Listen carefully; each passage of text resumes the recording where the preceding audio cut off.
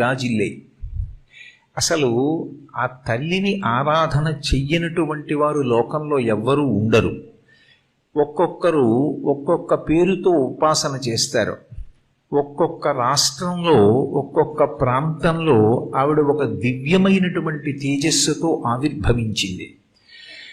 ఉత్తర భారతదేశంలో హిమవత్ పర్వత పుత్రికగా ఆమె పార్వతీ అన్న పేరుతో పుట్టింది. దక్షిణ భారతదేశం చిట్ట చివర కన్యాకుమారి క్షేత్రం దగ్గర కన్యాకుమారి అన్న పేరుతో వెలిసింది. అలాగే కేరళ రాష్ట్రంలో భగవతి అని కొనియాడబడుతుంది. కర్ణాటక రాష్ట్రంలో ఆమెని చాముండేశ్వరి అని కీర్తిస్తారు.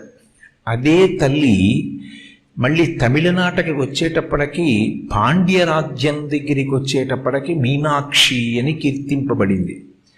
అదే తల్లి తుండీర మండలంలో అంటే